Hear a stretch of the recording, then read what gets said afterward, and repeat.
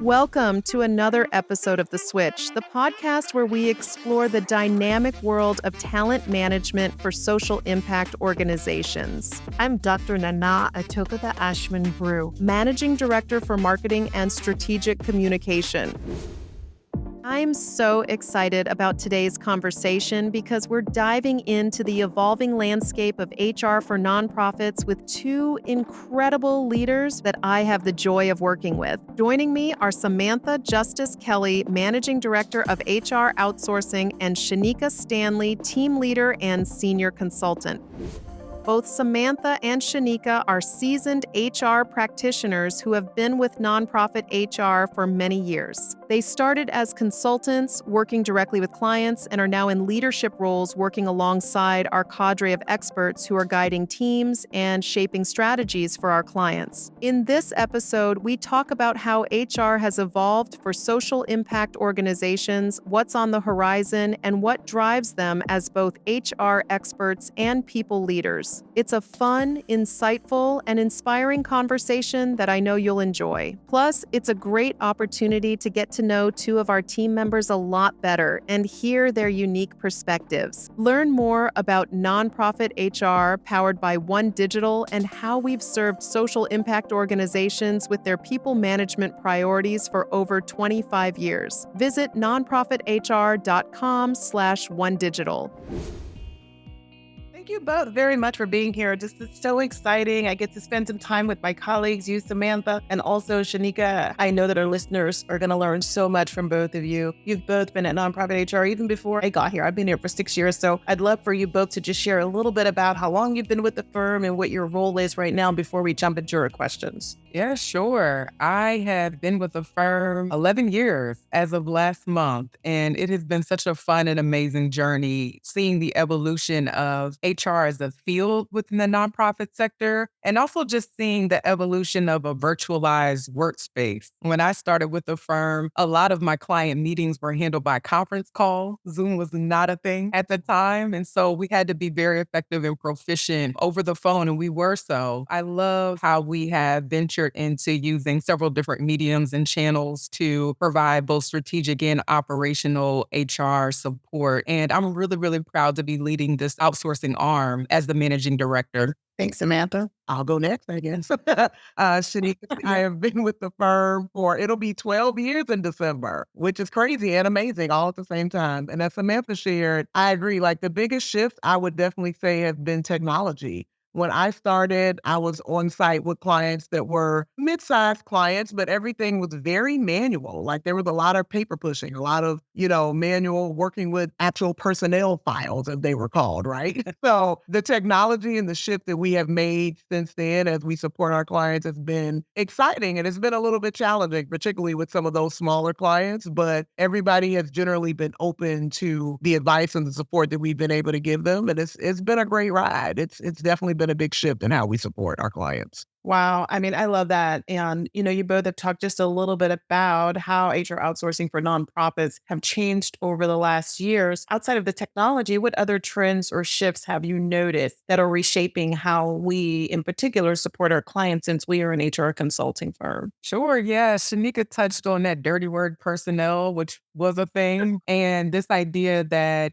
HR as a practice was heavily administrative and operational. It was about processing, paperwork, very technical, turn the widget kind of practice was the perception of human resources at a time. Since then, the field has evolved quite a bit in that our clients' leadership from the C-suite to more of the middle manager role has been looking to us to provide that human-centric support. And that really means focusing on employees as a whole person. So allowing them to show up authentically in the workspace and not be so siloed as it relates to the different aspects of an individual's life. Topics aren't so taboo anymore as it relates to one's personal life. With professional decency, the organizations allow people to show up a little differently and more vulnerable. And at the same time, we've been asked to coach, if you will, and counsel those middle managers and C-suite managers toward providing their own version of a human-centric approach. So while they're not HR practitioners, that's what they call us for, to provide resources to ensure their staff can be productive and happy and whole and safe. As managers and as leaders, their approach to their organizational strategy has also got to come embedded with a human-centric mindset. So instead of looking at their staff as just roles or titles, looking at their employees now as this is the individual who is supporting and uplifting this responsibility. And I've got to respect what that person brings to the table and what they can do with that role, with that position to help elevate the organization. So it's really just bringing it all under the workspace and respectfully acknowledging folks' personal boundaries. I love that. I had a quick follow-up question because you mentioned the perception of HR or the perception of the actual work. Would you say that the needle has moved forward in terms of how HR is perceived and the value that the practitioners bring to organizations? For certain, we've come a long way, but we still have a long way to go. I think it's almost common knowledge at this point that we have, over the last 4 years, for almost 5 years now, had to grapple with the reckoning around race, around wellness, healthcare, and ensure that we are speaking about more than just how the organization, our clients' organizations exist within their own bubble, but what their environmental impact will be and their influence will be to the nonprofit sector and to the world. Every nonprofit has a mission that will somehow shift the needle within the sector. These organizations are looking at themselves as, all right, if I want to position myself as an organization amidst all that is happening in the environment, who are the people that are going to be behind this? Like, who wants to be here to help level up this organization? It's a privilege and an honor as an HR practitioner now to be able to support how those organizations acquire that talent and how they support them through their journey through the organization. It all ties to a bigger picture, right? None of us over the last 4, almost 5 years could ignore what was happening outside of our virtual walls. Once everybody was on Zoom, for the most part, we couldn't ignore what was happening outside of that. And so organizations strategically had to reposition themselves and think about, who do I want to be and who needs to be here to help, push that mission forward. Yeah, love it. Thank you so much for that, Samantha. I know you've been chomping at the bit to share something. Shaneka, I know. Hey, that was shared so many great nuggets. I don't have much, to be honest, but I will say one of the greatest pieces that I work with on my clients quite often is that authenticity piece. And it doesn't necessarily mean people bring their whole selves to work, but it means they bring their true selves to work. And as you shared, Samantha, like we're real people. Like whatever is going on at my home, sometimes will show up at my work. So being able to understand and helping leaders to understand that, hey, we're not cogs in a wheel, we're actual people. And so how do we work around what's going on with folks personally, professionally? How do we make sure work is fun? And that's important for me. Of course we work because we need to, right? But we want to enjoy it. What do we do to make sure our staff are enjoying what they do? We want to make sure they're in the right seat on the right bus. Sometimes they're not on the right bus. Sometimes they're not on the right seat. But let's have conversations about that honestly to say, do we need to help you upskill? Do we need to shift you into another role? Is this still the right place for you? Are you ready to transition out? Like really being able to have those honest conversations with staff, I think are really important. And I think that's part of the shift we've seen in HR too, is that people are getting more comfortable with that. Like they would feel like those are uncomfortable conversations and they would shy away from them. And I'm like, all that happens is that poor performance builds upon more poor performance because no one has asked these questions. So really helping leaders to understand that this is a good thing and being able to support them as HR has been a real shift that I've seen, like really being able to coach them into having those conversations. I love that, Shaneka. And are you saying when it comes to there being an increased comfort level having these conversations, is that on the practitioner side or is that on the talent side? Or are you saying both? I would say both, definitely. And for us, I think, particularly as HR consultants, we are that third party, right? And I think that helps us because we don't necessarily know all the players. Like we don't have the same relationship as we would if we were internal, right? So we're coming in assessing with a fresh eye and being able to say, okay, here's what we see is happening with this team. And here's what we think will help to move it forward. And so I think that helps our clients to say, okay, what they're saying makes a whole lot of sense because they haven't been working here forever, but they know based on their experience working, with different clients within this sector and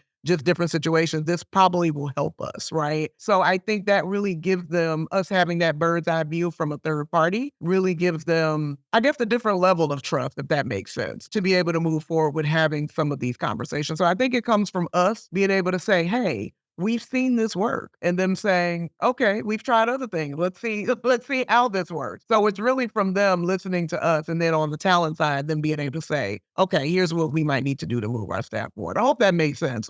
Yeah, absolutely. Did you have something, Samantha, you wanted to add? So many great thoughts Shaneka just shared, and it segues in my mind to the community that exists. So in our 25-year history, we've served thousands of nonprofit clients, large and small, and we're able to show up with new clients and say, look, we have metrics, we have historic precedents, right? We have relationships built that provide us with the tools and resources to be able to guide you in your next step, right? We know this sector because we have a community and relationships with these organizations that inform our work. So it's very different than a firm perhaps that doesn't focus solely on the nonprofit sector, that has more variation in their client base. Nothing wrong with that. But for us to be solely focused on this sector and have picked up on trends, tools, relationships again, to be able to inform our work, it brings value in a way that I think a lot of new organizations can't even begin to anticipate. And once they join the family, knowing that they have access to other leaders with whom they can celebrate, commiserate, whatever they need to do, and do all of our free offerings that draw in nonprofit leaders and HR practitioners and everyone else within this sector, it's a community which a lot of us, most of us, I'll say, need in this day and age, especially working virtually. For both of you, your perspectives are so unique because you really did start at that consultant level for the firm and have grown in your own respective careers and are able to stand up and look across the landscape. And for you in particular, Samantha, you've transitioned from primarily supporting clients to now managing the outsourcing practice, as you mentioned earlier, and serving on our leadership team. How has that shift impacted the way we actually deliver outsourcing services? So getting into the nitty-gritty of solutions delivery, what does that look like for you now? It's been so eye-opening to see our work from the inside out. I had what looks like on surface kind of a traditional trajectory through this firm, having started as one of the very first virtual consultants at this firm, and now being able to engage with the full virtual and on-site. We do have on-site presence with some of our clients, but being able to lead a team that is approaching 40 and count, it's been eye-opening to see the ways in which we've had to be very agile, one of our values, and also how we've had to fold around the needs and shifts, not just in the HR practitioner space, but also in the nonprofit space. I truly see it as a privilege to be able to share insights that I've gained over the last 11 years. And I have a career prior to, there's a BC HR, if you will, that lends itself to being able to share in a vision with the outsourcing team. Who do we want to be as talent management practitioners? And how do we want to demonstrate our value as not just consultants, but as partners in the nonprofit field? But what is the underlying current in all of my work and all of my approach is trust building and relationship building. So I knew when I assumed this role early in 2023 that I couldn't execute on anything unless the team actually trusted who I am and that I was going to actually practice what I was preaching. I don't take it for granted that it takes some time as a newer leader in the firm, moving from a senior consultant and team lead to managing director, to get folks on board, a new way of thinking and a new way of evolving and communicating with one another, collaborating with one another. And the same applies to any clients. And I still have clients, and I very much value that. But we say from the onset of those relationships, we know we can't be effective unless we have your buy-in. And that means us getting to know you, you getting to know us, because we're not here just to throw out blanket recommendations. We need to know you to enable us to be effective as consultants. And I take the same approach as a director over the outsourcing practice. I do my best effort to get to know the very people who are supporting this practice area. I really appreciate that.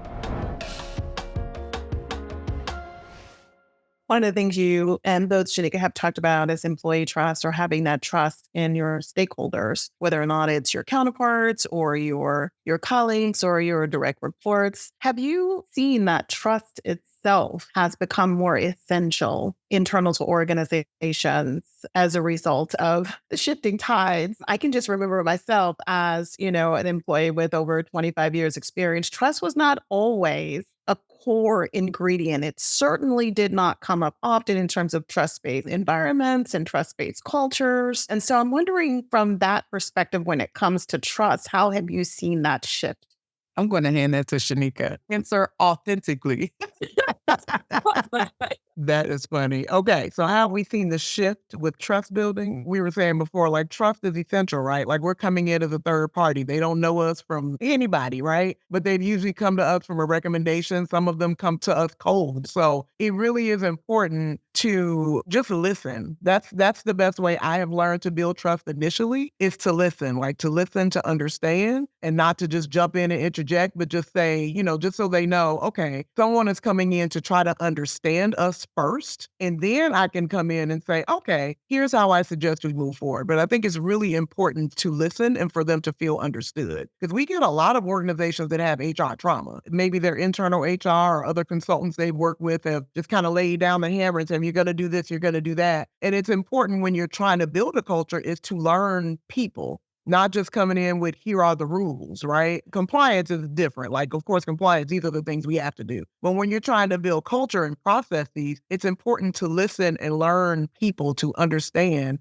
how to best execute. So I found a lot of that HR trauma is with HR departments that just didn't listen. They didn't listen. They didn't try to understand. So generally, when I come in, those are the first things that I'm doing. I'm trying to listen. I'm asking a lot of questions, and I'm listening to them before I'm interjecting how I want to move forward. And sometimes I'll say, you know what? I have a lot here. Let me synthesize my notes. I'll send you, a memo to follow up with what I've heard. And then our next meeting, we're going to talk about what I think we should do to move forward. So they really appreciate that, right? Because it really shows that someone cares about where we've been, and we're going to try to help you build on how to move forward. So yeah, I think that's, the best ways to build trust. And I think so many have not done it that way, because, as we were saying, HR used to be very utilitarian. It was, here are the rules, let's do this, here's the paperwork, that's what we're doing. But now, as we're moving to a more human-centric model, it's important. It's important for people to trust you. And in the case of organizations that may not have had human resources as a function, an existing function, perhaps this is going to be a new function for them or experience for them, there are still cases where there may have been some trauma in adapting to new leadership. Also, with respect to change management, perhaps there was a shift in the organizational strategy. And then in other cases, there may be staff who have come in where, I know, Nana, you spoke about organizations differ in terms of the trust that's been established. So some staff are coming into these new organizations with some baggage that needs to be unpacked. And whether they recognize it or the organization recognizes it, it's work that has to be done to enable that staff member to be effective. And so I'm speaking about all these topics because they all relate to talent management. In some form or fashion, we as their HR consultants and partners need to be able to recognize those factors, those contributing factors, and unpack them all, building trust and relationship and listening, as Shaneka stated, and being able to figure out the right support, customize and tailor support as we've done that assessment.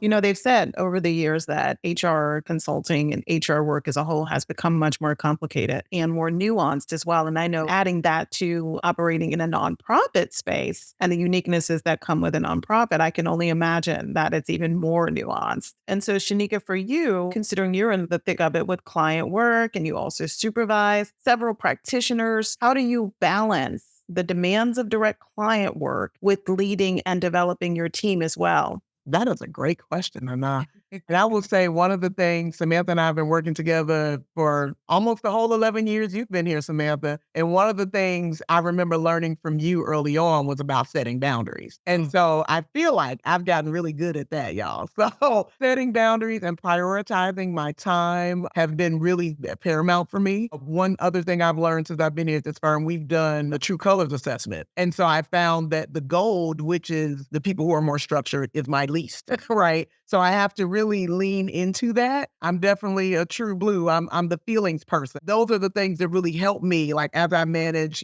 supporting my team, like being a team lead and having 10 direct reports. My main role with them can mean different things from different times. It could be thought partnering to help them, with some of their client issues, or to help them balance their assigned hours, or helping them get support on one of their clients because maybe something new has come up and they need some help. So it can be any myriad of things. So my main role with that is to make sure I'm available, make sure I'm available to support them. Again, we've talked about that trust building. So we've all done a really great job at building that trust, building that rapport. Even when I get new people on my team, again, that's the first thing I do is listen. I want to learn about you. I want to learn about your journey in HR because we all have different journeys. Most of us fall into it. I want to learn about what's important to them so I can best support them because my role as a leader for them is to make sure they, again, have what they need to be successful. And then as a consultant, my main role is to ensure that my clients' needs are met and to make sure I show up with excellent customer service and that it's timely and that they are able to execute their mission. That's what it's all about for those of us in support roles within an organization, is to help make sure they have everything they need to execute their mission. So as a senior consultant, I do a lot of thought partnering with them, but there's also some tactical support that I give as well. So again, being able to listen, build trust, coach and counsel them, thought partner and support them as they move forward. And it can be anything. Like what comes from those thought partnering sessions could be, oh, can you make it to our executive leadership team meeting? Sure. Or can you make it to our board meeting? Of course. But again, within those boundaries, because maybe, my team knows this about me at 4:00 p.m. Yeah, no, it's not time to meet. Right. And so sometimes I have to set those same boundaries with my clients. Like, yeah, let's try to shift that to a different time that works because I know the version of me that's going to show up at specific times. And I'm honest with people in that way. I'm like, listen, we can, but I just don't know. Like, if you want the best version of me, let's switch that to 10 a.m. because that's when I'm going to show up and it's going to be great. It's a whole topic in itself. And Samantha, you are so very good at that, which Shaneka is saying is true for me in terms of conversations I've had with you also.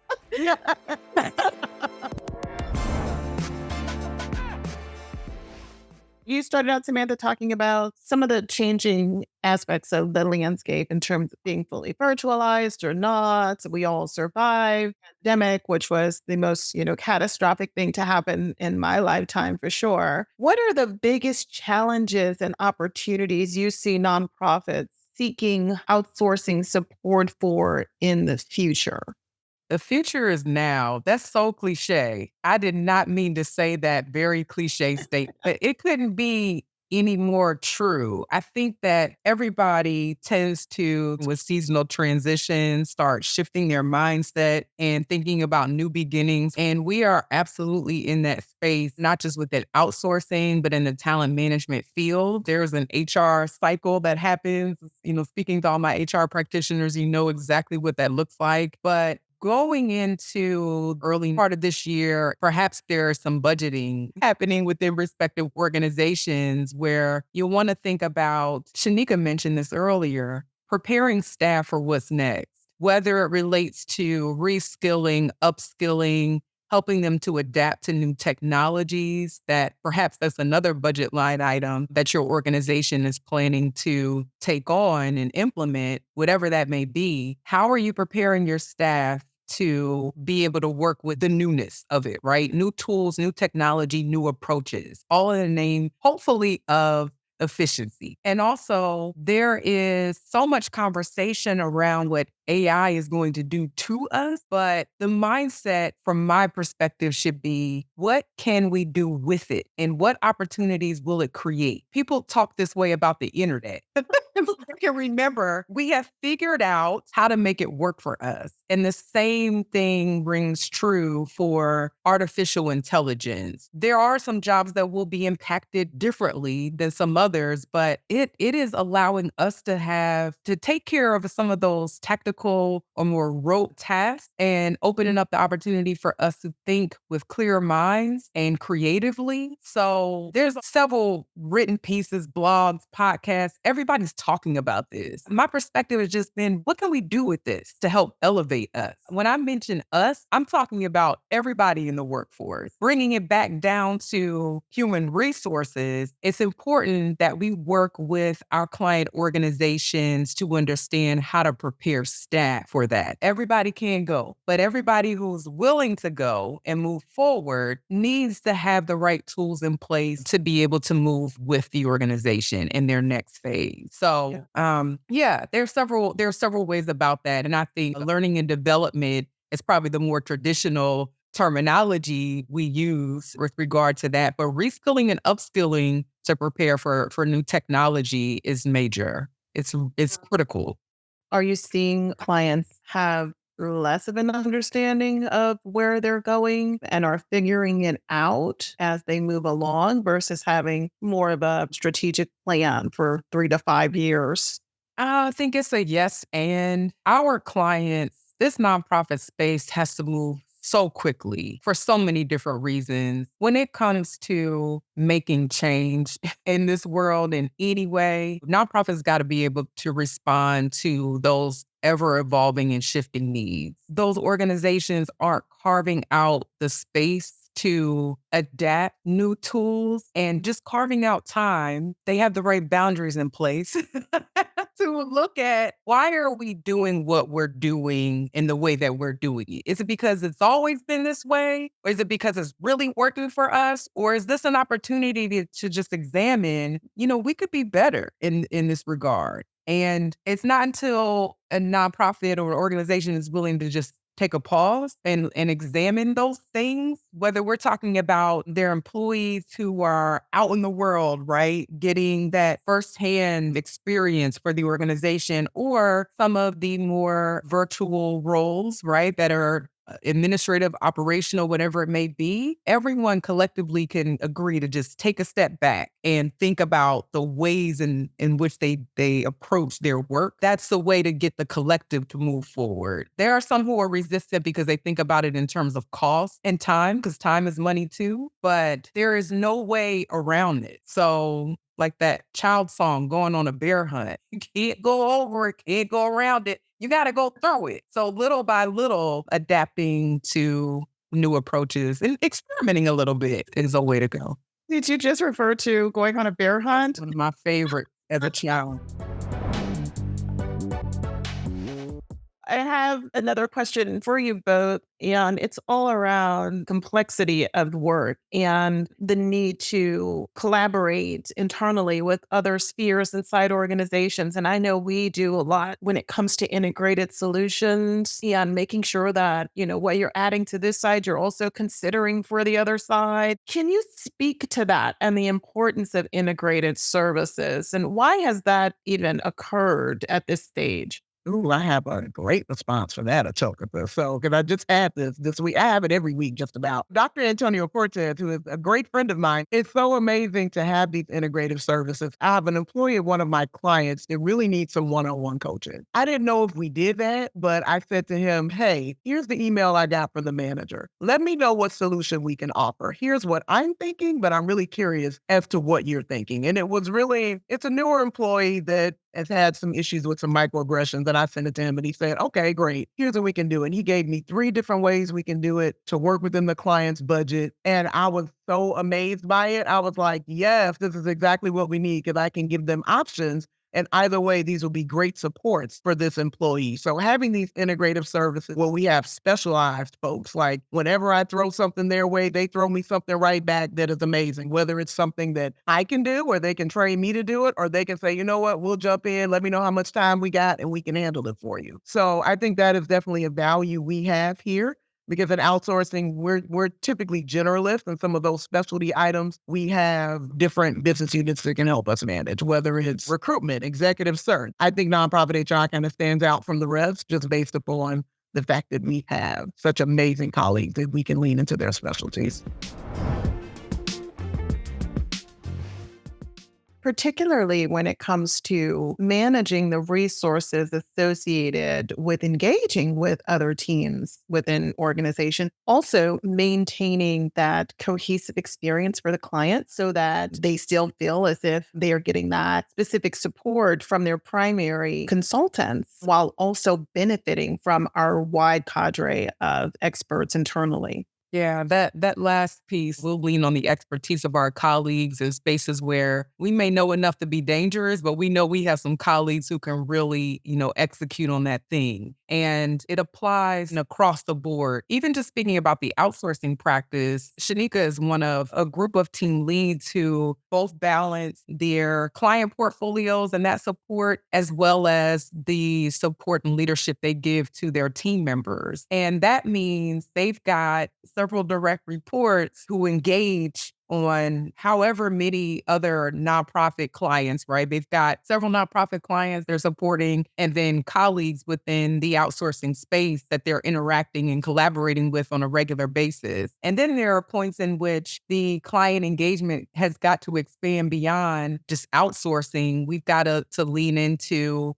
our total rewards practice, our people and organizational strategy practice. Our team leads like Shaneka are in a position to be able to coach their colleagues or team members on what's the right approach. How are you listening for your client's needs to know when to bring in a colleague from another practice area to give that support? And let's make sure it's a seamless experience for the client no matter what. And in my role, I am constantly partnering with my fellow managing directors on how we can make it a seamless experience internally. So we all have got to be speaking the same language as it relates to our different streams of work. And we've got to make it such that that integration and those connective points are seamless. And so, it comes with educating and re-educating and shifting, being agile, pivoting, all those things, all in the name of providing comprehensive support to our clients and with built-in opportunities for our consultants to learn from one another in the process. Almost out of time here, so I just have one other question for you both, and feel free to jump in. We have so many consultants on our HR outsourcing team and consultants across the firm. And those consultants are all part of other organizations. They're embedded in other organizations' cultures. Many times they feel so much like they are a part of those teams in terms of being a full-time employee for our clients, which is so great. How do you all bring them back to center in terms of being a part of our team and maintaining that cohesion as leaders of the HR outsourcing practice? Yeah, there's so much activity that happens within these walls, These virtual walls. these virtual walls, these very virtual walls, and in very special times we get to connect in person, which is wonderful. We make sure to take and share photos of those meetups, which is a lot of fun to see. We have colleagues all across the country. Some of them are congregated in very specific areas of the country to get together. Sharing those is really key to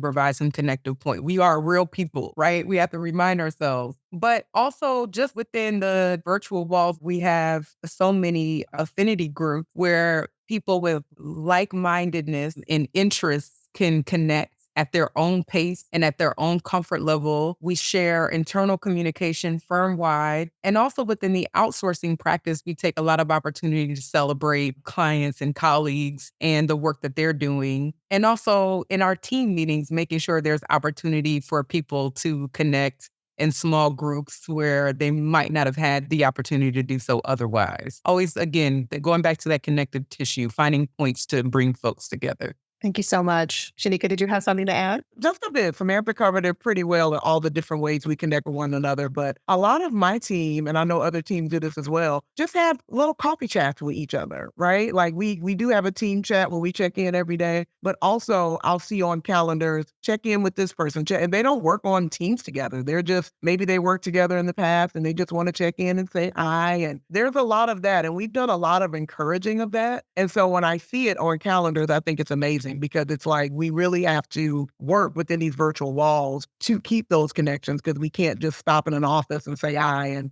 chat for a few minutes. Like it literally has to be intentional. And I see a lot of that. Like even though we have a lot of work to do, we also like to spend that time to connect with one another. And what comes from it is learning as well. Like we may not be talking about client work initially, but sometimes we may say, so what's happening? What can I help you with? Because I do that as well. Sometimes I need to check in with somebody and I'll just look on Zoom and say, oh, who's green? Let's see who's available. And I'll chat them. Can I call you real quick? And the answer is always yes, and so even that 10 to 15 minutes of checking in on a client or just saying, hey, I just wanted to check in on you and see how you're doing. I think we do a really, really great job of that within these virtual walls.